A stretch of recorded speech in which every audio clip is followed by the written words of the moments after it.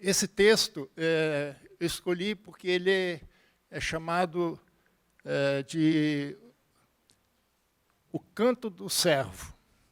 Em Isaías há 4 cantos do servo. Nós só conhecemos o 4 deles, né? Mas esse também é o primeiro dos cantos, os cânticos do servo. Por que foi escolhido isso? Porque nós vamos começar essa sequência no livro de Marcos. E o livro de Marcos fala de Jesus como servo. Então, por isso foi escolhido, né?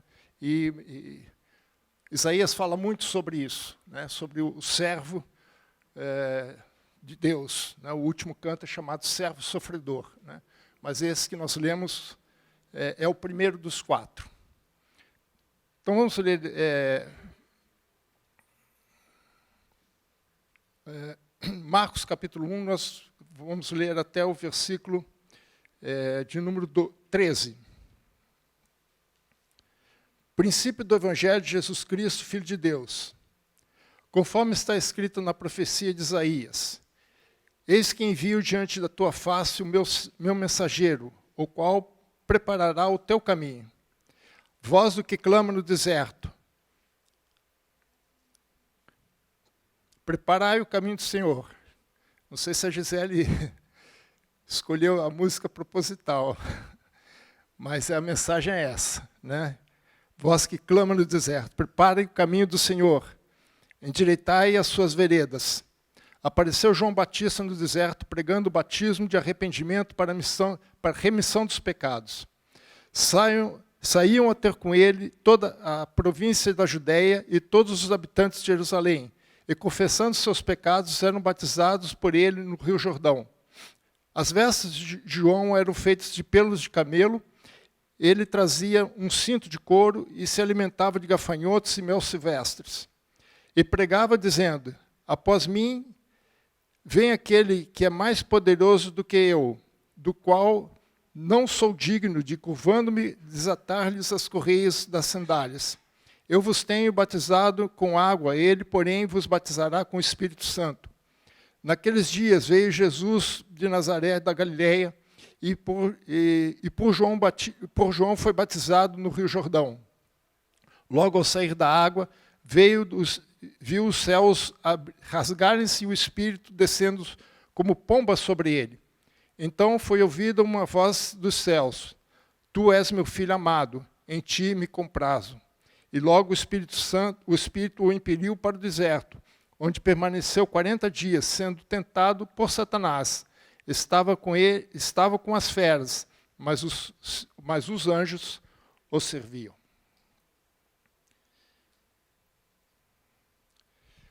Como eu disse, esse é o Evangelho do servo. A Bíblia tem 4 evangelhos. 3 são chamados sinóticos, porque eles fazem um resumo da história, da vida de Jesus, é mais biográfico.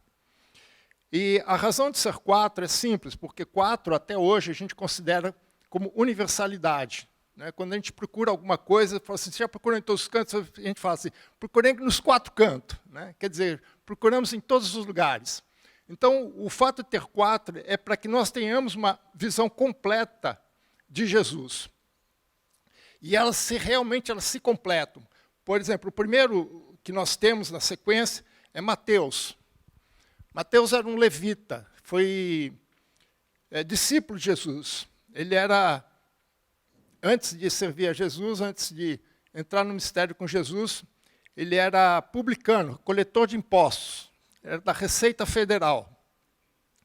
Ele era da tribo de Levi, ele era da família asmoniana, dos Macabeus, descendente dos Macabeus, aí seu nome. Mateus já é latinizado, seu nome original é Matatias, né, em hebraico.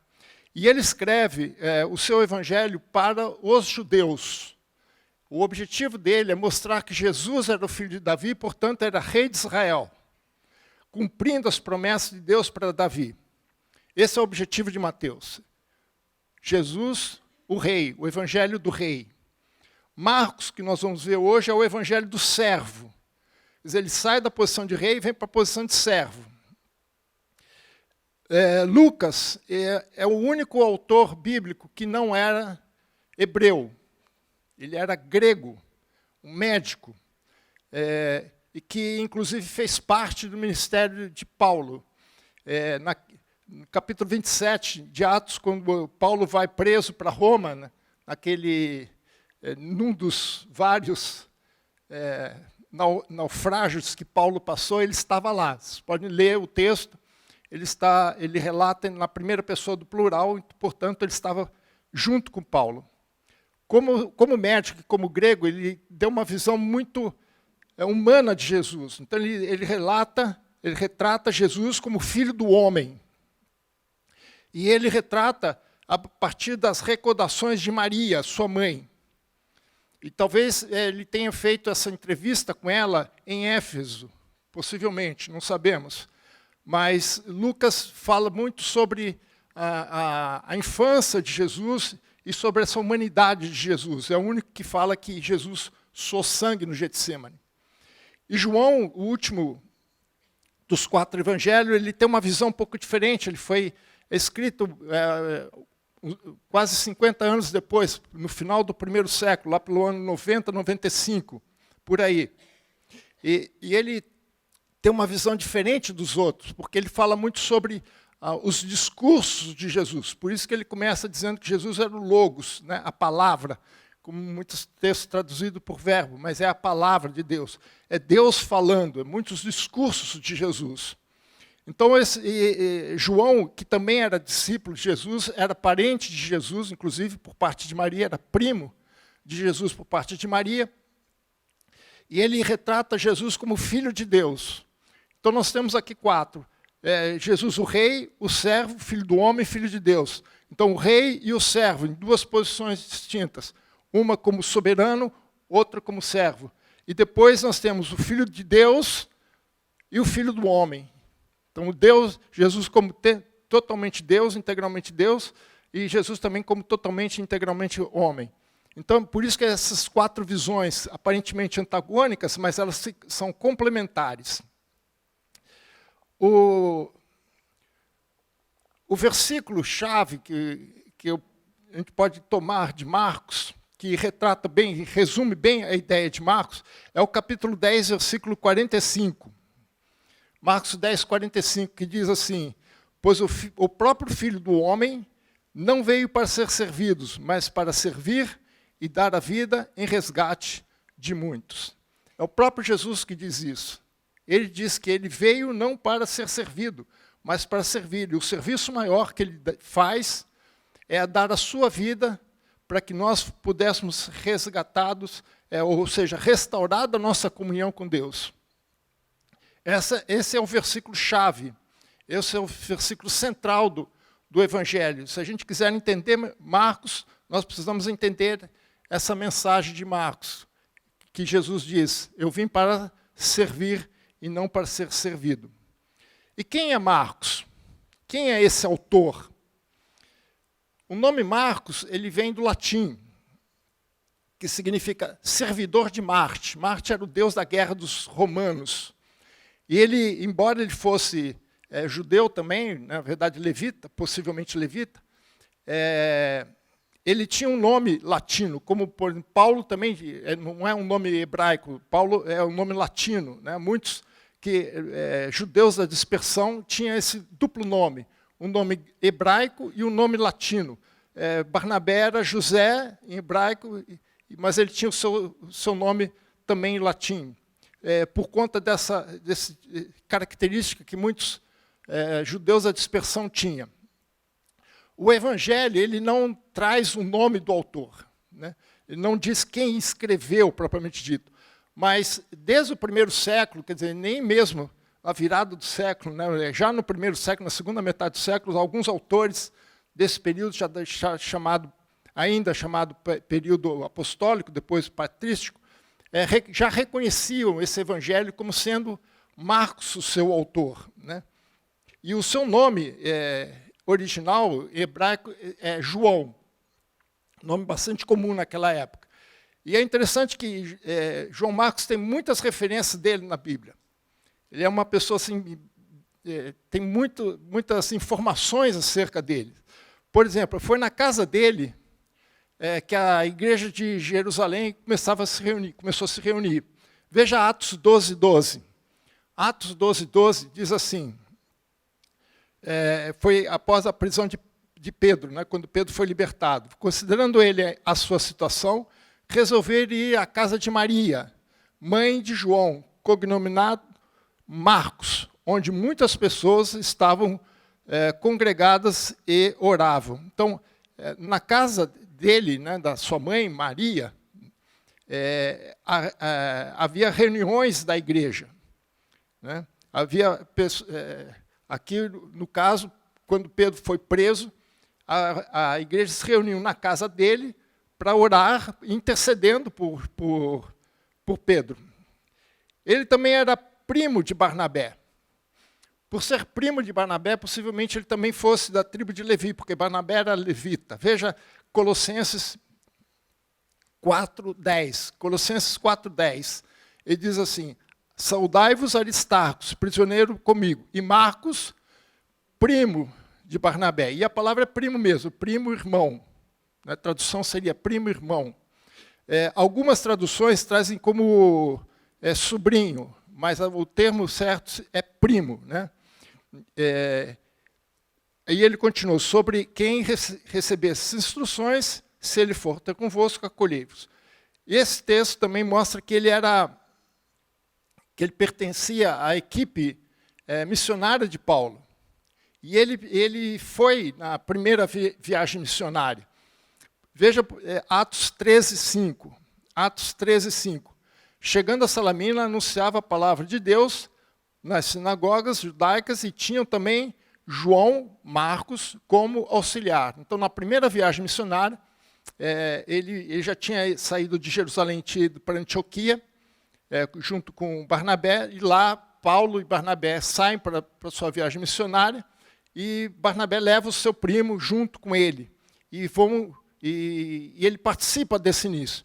O problema é que ele abandona o trabalho. No meio do caminho, ele abandona o trabalho. Veja o mesmo capítulo, versículo 13. 13:13. E navegando para Pafos, Paulo e seus companheiros dirigiram-se a Perge, na Panfilha. João, porém, apartando-se deles, voltou para Jerusalém. O conceito de apartar é deixar mesmo, é abandonar, é sair fora. Não sabemos qual foi a razão pelo qual ele desistiu do trabalho, mas o fato é que ele deixou a equipe no meio do caminho. Ou se assustou com o trabalho, ou ficou com saudades de casa, não sabemos qual. E veja que ele nem voltou para Antioquia, onde ele estava inicialmente, ele voltou para casa mesmo, onde a sua mãe morava. Né? Então ele volta para Jerusalém.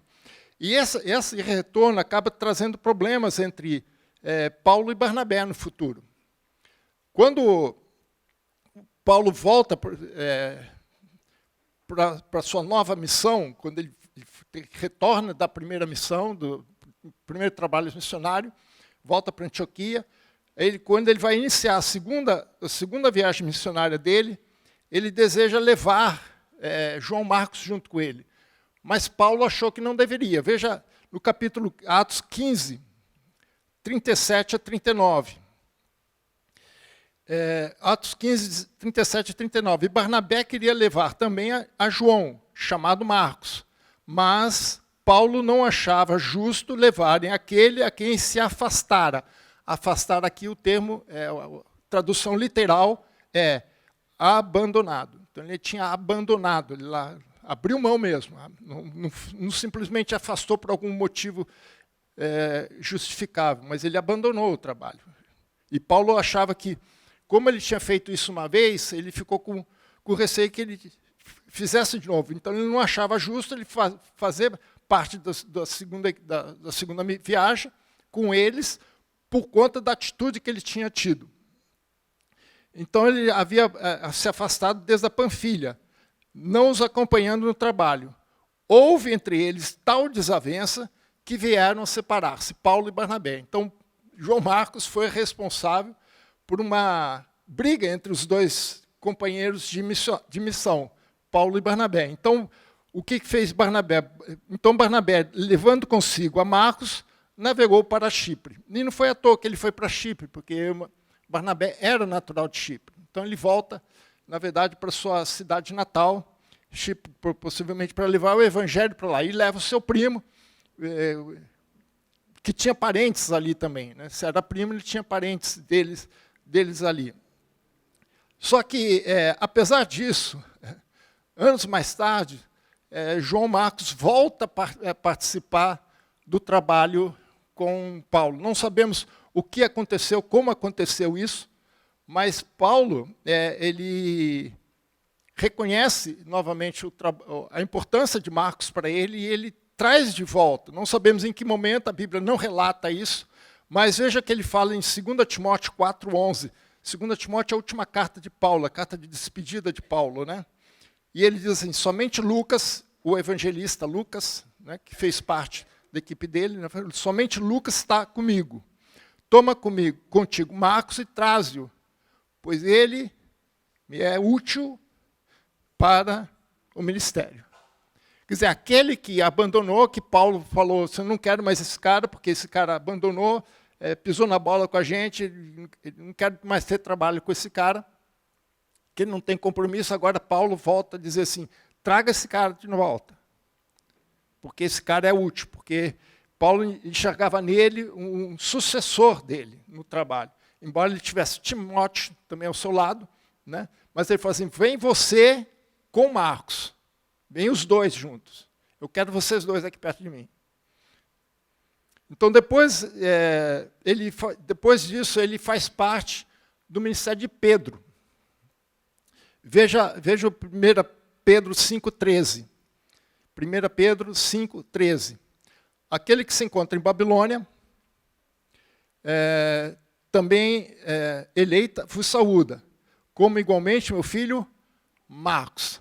Então, ele teve dois grandes líderes na vida dele, né? Dois grandes referentes. Paulo, inicialmente, e depois Pedro. Então, ele trabalhou com os dois apóstolos. Né?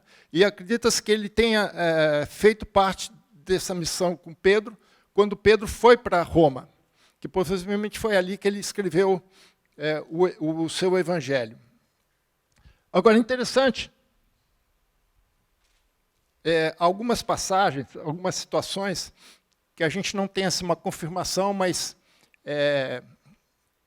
acredita-se que tenha acontecido com Marcos. Veja Mateus 14, 51, 52. É na prisão de Jesus, no Getsêmani. Só Marcos relata isso aqui. Ele diz assim, seguiu um jovem, coberto unicamente com um lençol, e lançaram-lhe a mão, mas ele, largando o lençol, fugiu desnudo. Possivelmente esse jovem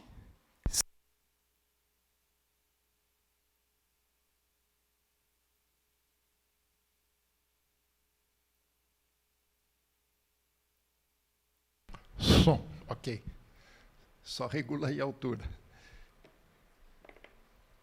Então, possivelmente, esse jovem que diz aqui seja João Marcos.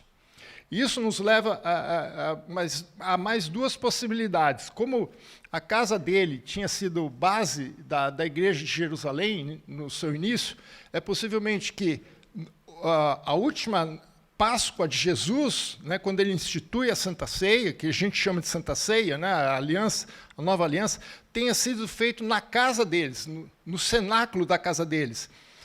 E também é possível que o Pentecostes, lá em Atos 2, também teria acontecido na casa dele. Se isso for verdade, então a casa dele tinha uma referência muito forte dentro da igreja. Jesus teria feito a última Páscoa e também o Pentecostes. Historicamente, eles se encaixam.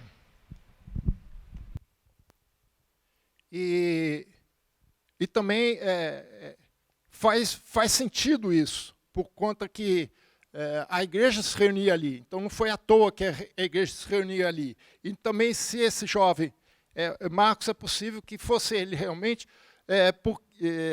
porque se a Santa Ceia, a última ceia foi na casa dele, ele estava sabendo o que estava acontecendo e ele foi atrás para ver o que aconteceu.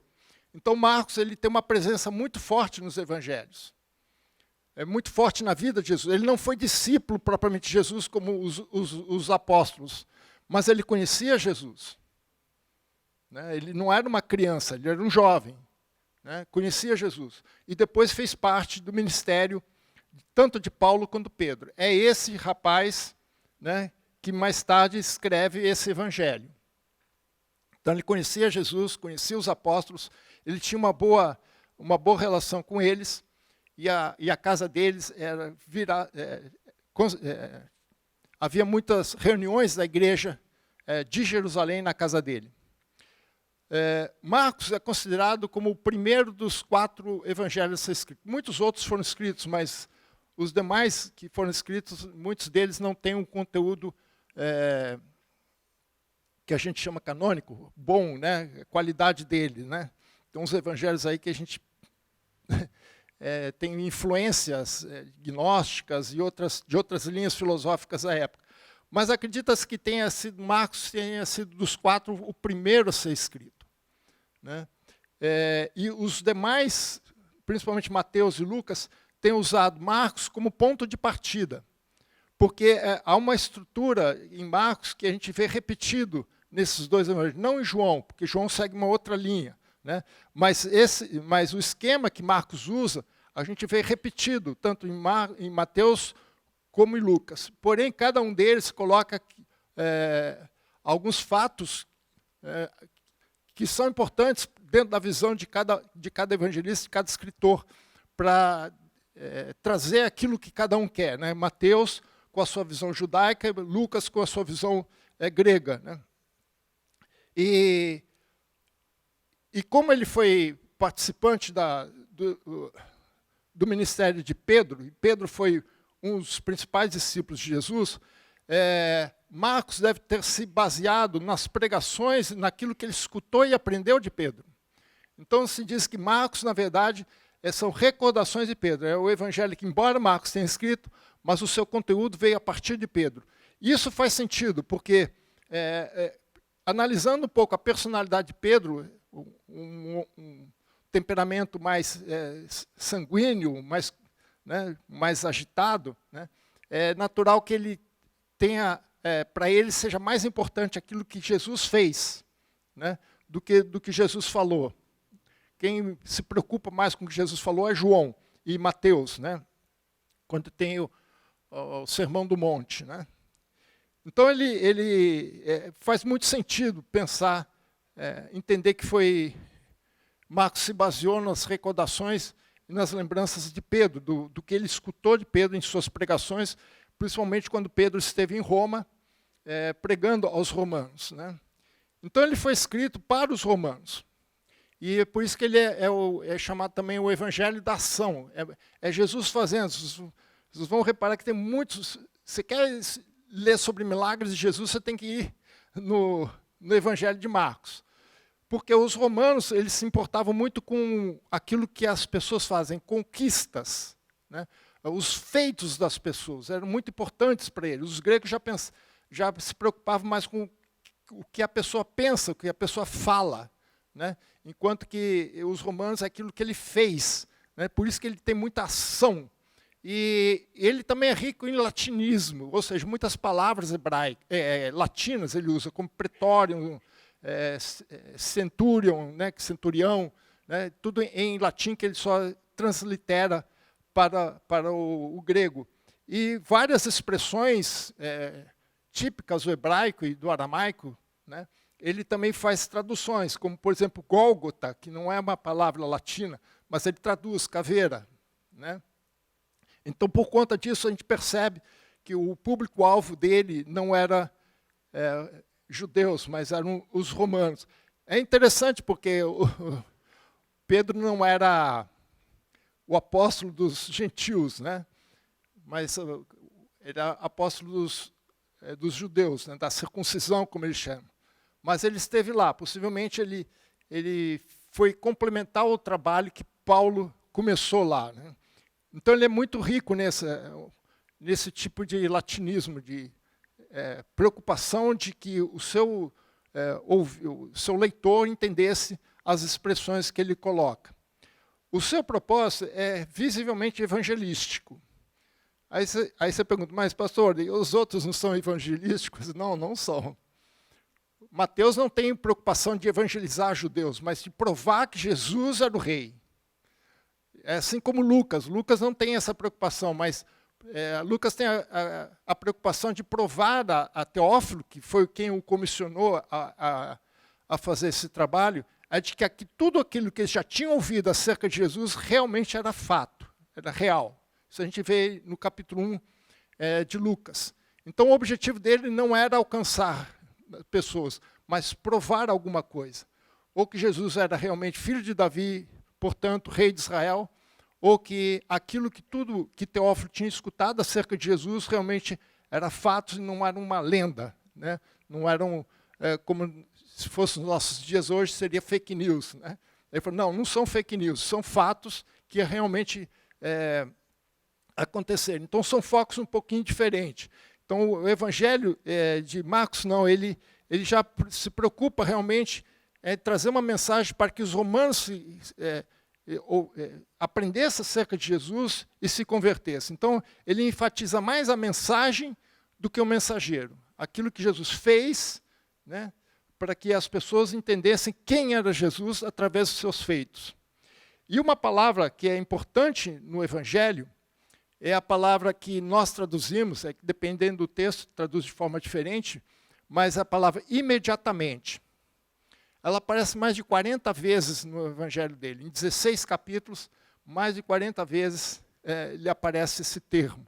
Então, vocês fazem a conta, quantas vezes aparece por cada capítulo, né? Mais de quase 3 vezes por capítulo, né? Dizendo, olha, imediatamente, imediatamente, imediatamente. Não foi algo que aconteceu ao longo do tempo, mas Jesus fez, a coisa aconteceu imediatamente. A igreja em Roma, nós não sabemos quem inaugurou a igreja. O que a gente supõe é que tenha sido alguém que tenha participado do Pentecostes lá em Atos 2. Veja Atos 2, capítulo 2, versículo 9 e 10.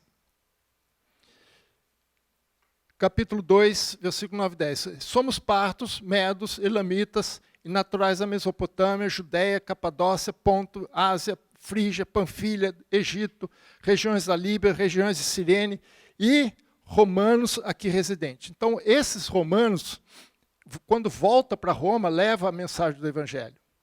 Esses que se converteram no Pentecostes. E aqui é interessante esse texto, porque ele pega toda a região em torno de Israel, né?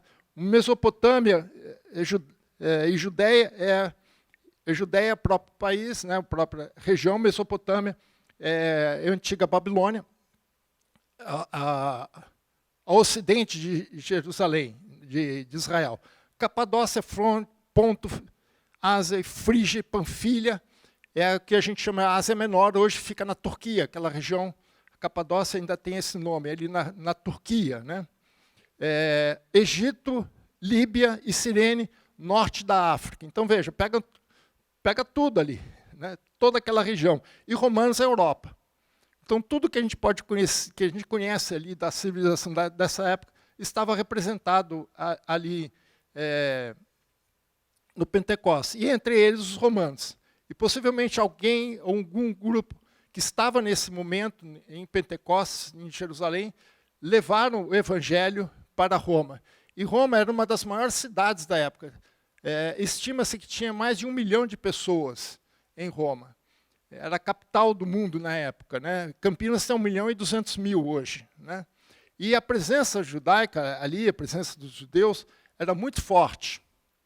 Era muito grande. Muitos judeus da dispersão estavam ali. Então, os judeus, apesar de tudo, eles tinham uma presença muito forte ali na cidade de Roma, e por isso o evangelho foi muito fácil ser aceito ali, por conta desses judeus que foram de Pentecostes para lá, levar a mensagem. Então, não é à toa também que Pedro foi para lá. Se havia uma presença muito forte de judeus, Pedro era o apóstolo dos judeus, então fazia sentido que Pedro passasse lá para levar a mensagem, embora possivelmente nessa época Paulo já estava preso em Roma.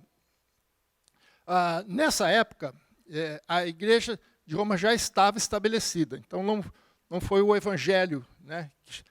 A igreja chegou antes do evangelho, digamos assim. Mas a igreja estava começando a sofrer fortes perseguições de Roma, né?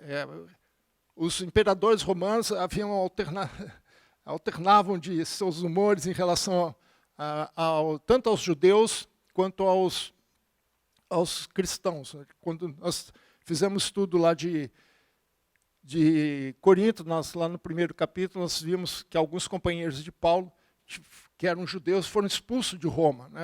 Então os imperadores estavam de mau humor, expulsava todo mundo, só ficava romano lá, né? E quando estava de bom humor, ele deixava todo mundo lá. Mas Nero, nessa época, que já era imperador, ele começou uma forte perseguição contra os judeus, contra os cristãos, melhor dizendo. Porque antes disso, o cristianismo era considerado como um ramo do judaísmo, então eles não tinham tanto problema. Mas quando as coisas começaram a se separar, Roma começou a enxergar o cristianismo de uma forma diferente que os judeus, que o judaísmo. Então, para eles era uma outra, a política deles assim, quem está fica, quem não está não entra. Então, se o cristianismo é uma nova religião, então ele não pode entrar, né? Enquanto que era um ramo do judaísmo, tudo bem, o judaísmo já está, então tolera-se, né? Mas quando Roma começou a perceber que eram coisas separadas, principalmente depois da presença de Paulo ali, que pregou a César, né? Roma começou a enxergar o cristianismo de uma outra forma, e Nero já começou a perseguir a igreja.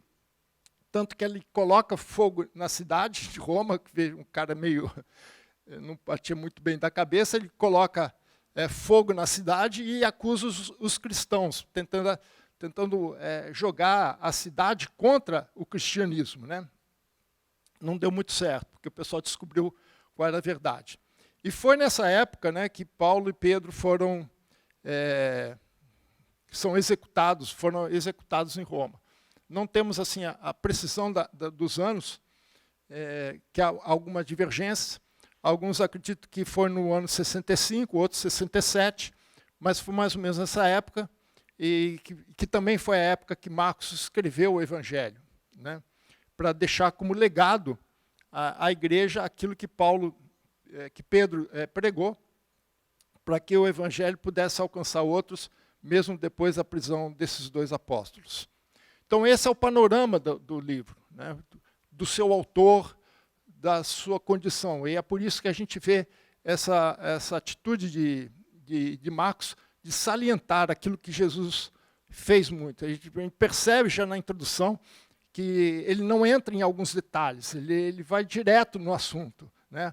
Alguns detalhes que, se a gente quisermos ter mais precisão, a gente vai ter que buscar em outros evangelhos. E não há confronto entre os evangelhos, como alguns imaginam. É apenas a visão de cada um. Cada um tem uma visão diferente, cada um percebe uma coisa diferente, cada um nota uma coisa diferente, e cada um vai escrever, vai relatar aquilo que é importante para o seu público-alvo, né? Não adianta nada, por exemplo, Lucas escrever para Teófilo sobre a genealogia de Jesus a partir de Davi, porque não era a visão dele, não era interesse dele, né? Mateus já se preocupa em ligar com Davi por conta da genealogia dos reis. Inclusive, Mateus ele segue muito a metodologia de crônicas, ele tem um paralelo muito forte com crônicas. Crônicas faz a mesma coisa, traz as genealogias, né? E depois os feitos. O Evangelho nós podemos dividir em 3 grandes blocos. O primeiro bloco vai do capítulo 1 ao capítulo 10. Jesus ele concentrou basicamente grande parte do seu ministério na região da Galileia e na região que é chamada de Pérea. Essas regiões ficam a nordeste de Israel hoje, a parte, que na época lá de Josué, dos reis, ficava Zebulon e Naftali, as 2 tribos, né? E do outro lado Manassés. Porque Jesus, embora tenha nascido em Belém, ele foi criado em Nazaré, na região da Galileia. Tanto que Jesus tinha o sotaque galileu, né? Então, aqui, uma mensagem aqui para os nordestinos. Jesus, apesar de ter nascido no sul, ele foi educado como nordestino. E a Galileia fica ao oriente, ao ocidente, né, do Rio Jordão. E a Pérea fica ao lado ocidente, do outro lado, chamado também de Transjordânia. Depois, no capítulo 11 ao capítulo 15, o foco de Marcos é o ministério de Jesus mais ao sul, na Judéia e no finalzinho em Jerusalém, quando Jesus, principalmente nos últimos meses, ele já está se dirigindo mais a Jerusalém, se concentrando a sua mensagem mais na cidade de Jerusalém. E o último capítulo, o último bloco, né, é o ministério depois da ressurreição. Então são 16 capítulos, né? Esse foco, esse tipo de estrutura, tanto Marcos quanto Lucas também seguem.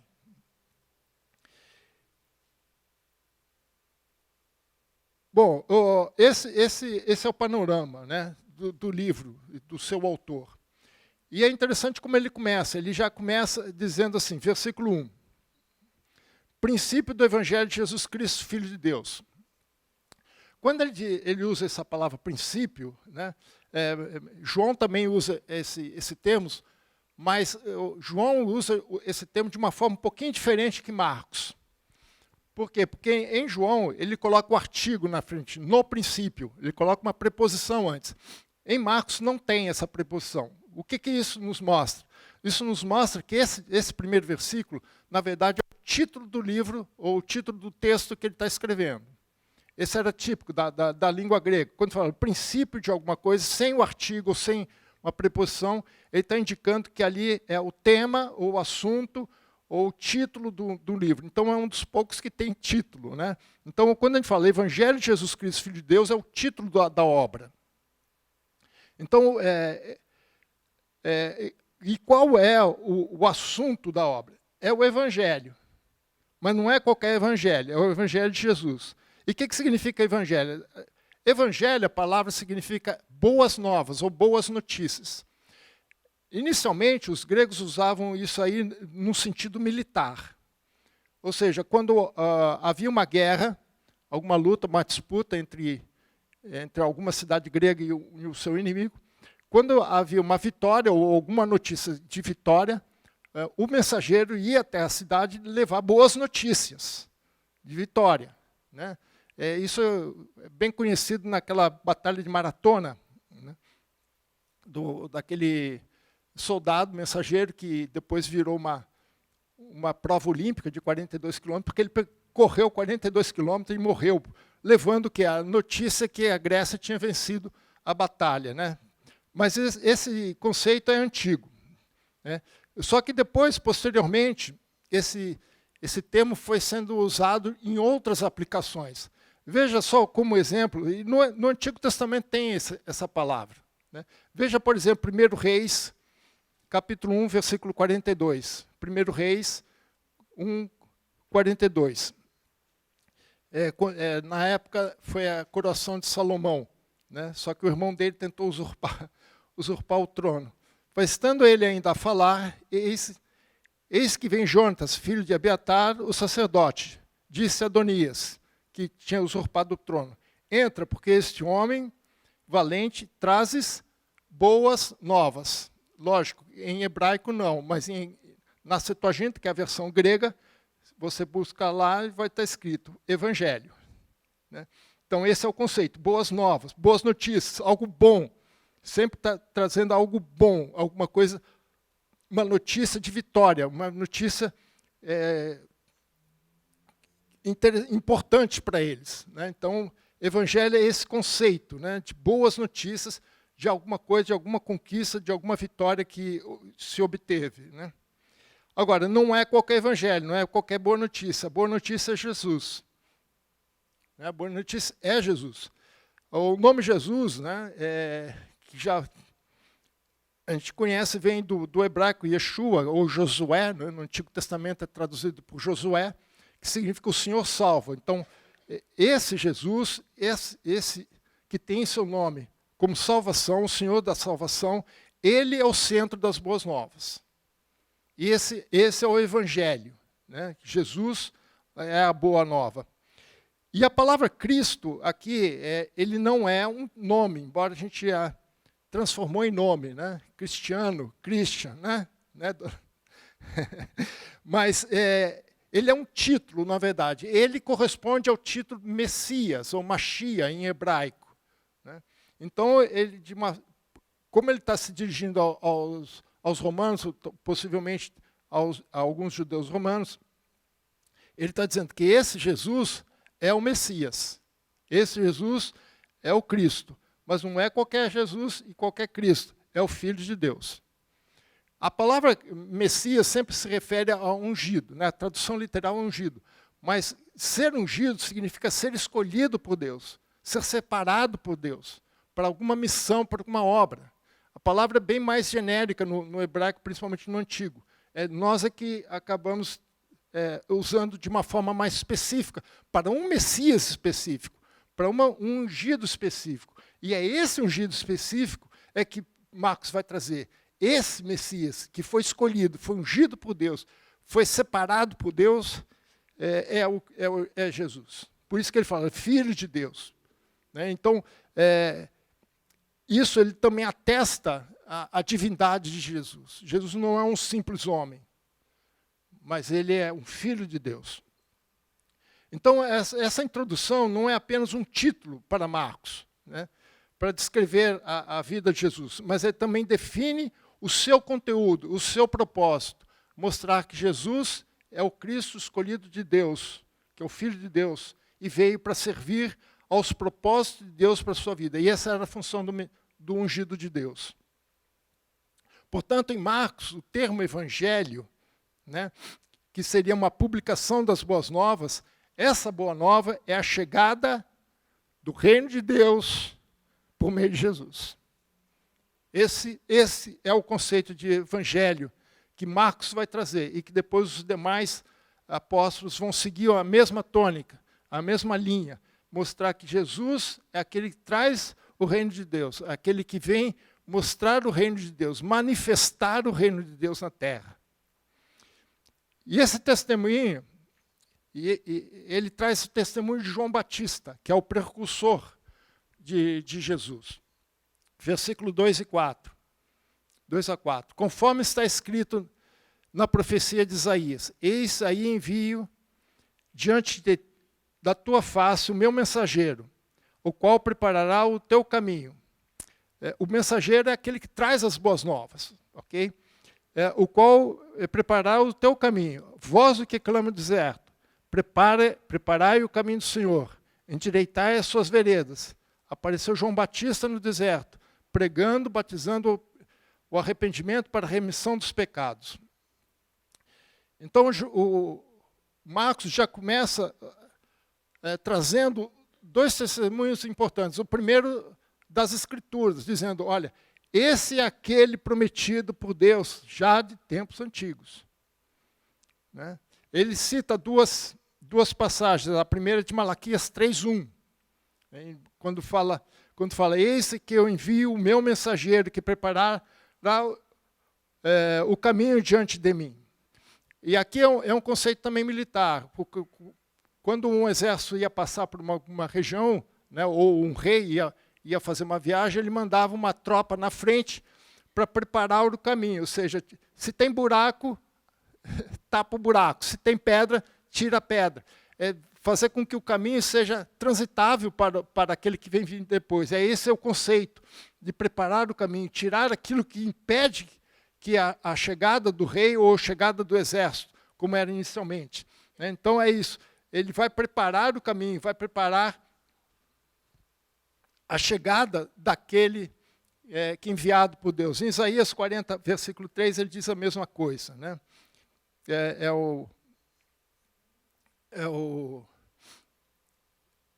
É a missão daquele que vem à frente de Jesus. Né? Então, quando ele fala está escrito, né, significa que o evangelho já tinha sido antecipado, já tinha sido anunciado anteriormente pelos profetas. Porém, agora, ele é revelado e cumprido na sua plenitude. Então, aquilo estava apenas de forma velada no Antigo Testamento, através dos profetas, em especial, mais evangelístico de todos os profetas, que é Isaías, né? Agora ele vai mostrar a realidade, ele vai trazer, revelar aquilo que havia sido prometido. E João Batista veio como o último profeta da antiga aliança. Ele que vem fazer essa transição entre a antiga aliança e a nova aliança, né? Depois de 400 anos de silêncio profético. Então ele vem preparar o caminho, preparar a nação para receber o Messias, para receber as boas novas do cumprimento daquilo que Deus tinha preparado para eles. Versículos 5 a 8. Saíam a ter com ele toda a província da Judéia e todos os habitantes de Jerusalém. E confessando seus pecados, eram batizados por ele no Rio Jordão. As vestes de João eram feitas de pelo de camelo. Ele trazia um cinto de couro e se alimentava de gafanhotos e mel silvestre. E pregava dizendo: após mim vem aquele que é mais poderoso que eu, do qual não sou digno de, curvando-me, desatar as correias das sandálias. Eu vos tenho batizado com água, porém ele vos batizará com Espírito Santo.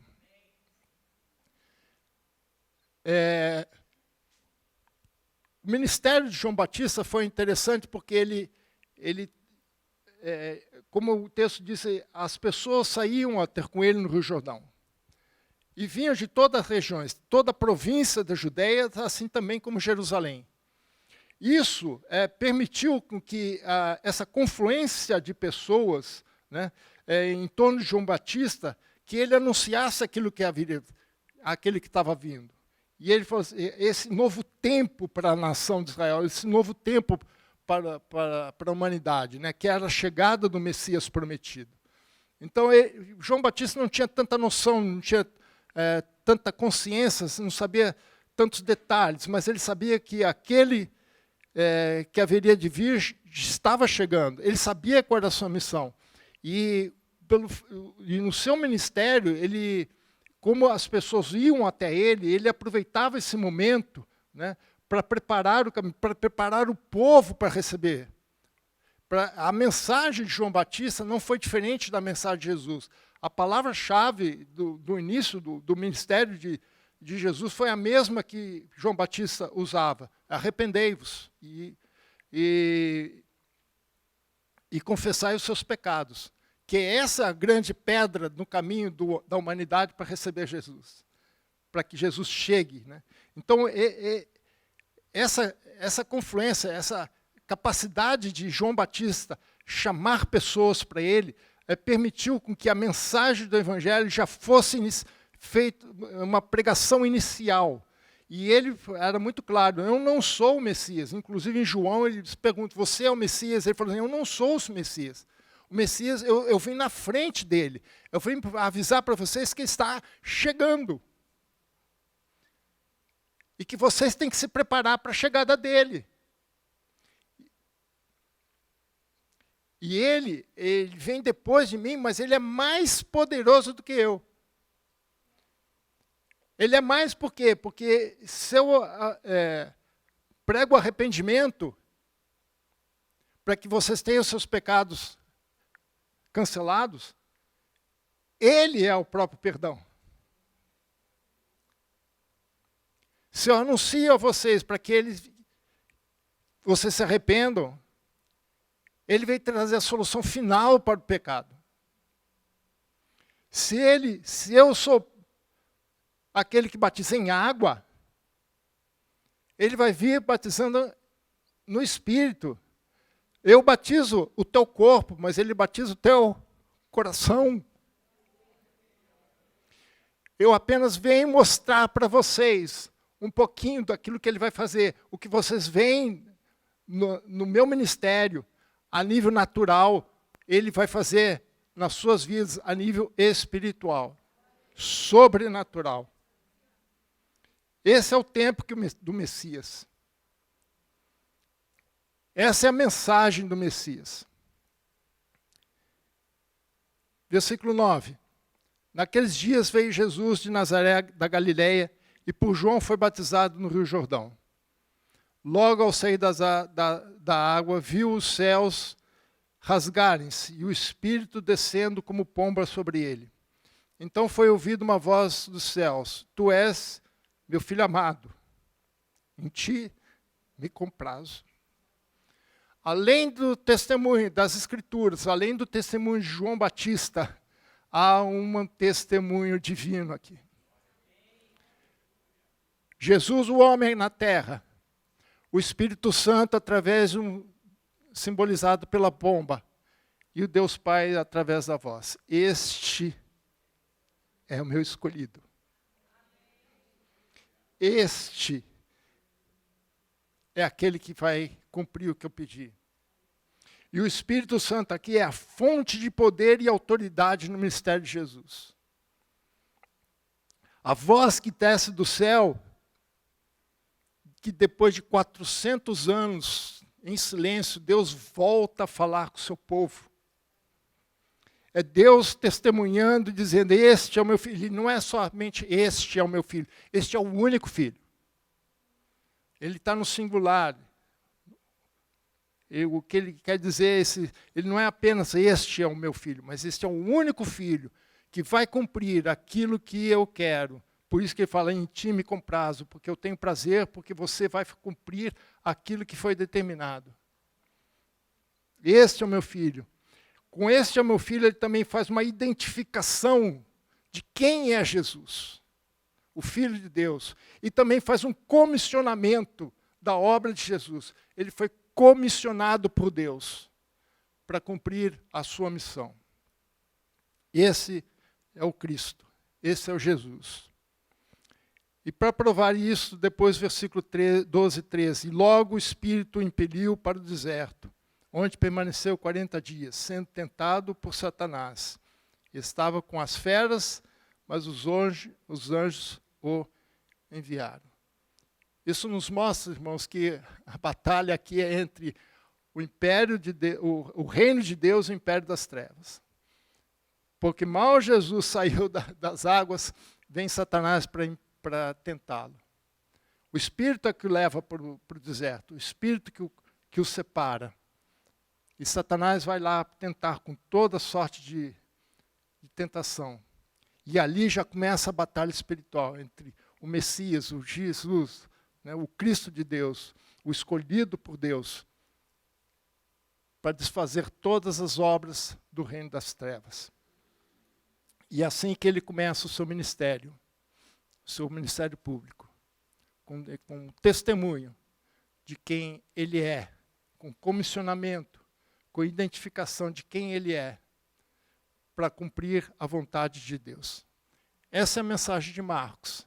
É isso que ele vai nos apresentar ao longo dos próximos 16 capítulos. Amém? Vamos colocar de pé? E eu desafio vocês a estudarem, lerem esse texto. É um texto muito rico. É um texto mostrando o poder de Deus manifestado em Cristo. Mostrando que Deus está acima de tudo e de todos. E que se Jesus venceu, ele venceu pelo poder do Espírito Santo. E se nós vencemos, também venceremos pelo poder do Espírito Santo. Amém? Senhor Pai, querido Deus, obrigado por essa manhã, obrigado por esse dia. Obrigado por esse legado que o Senhor deixou através do seu servo Marcos. Palavra tão rica e tão profunda para os nossos dias. Que o Senhor continue nos caminhando, nos ensinando através desses textos, Senhor.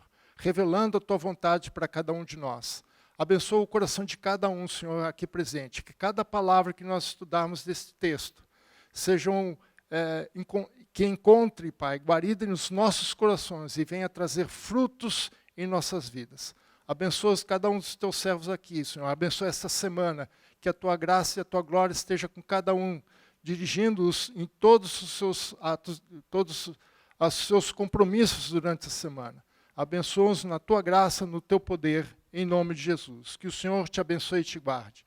Que o Senhor faça resplandecer o seu rosto sobre ti e tenha misericórdia de ti. Que o Senhor sobre ti levante o rosto e vos dê a paz. Em nome de Jesus. Amém.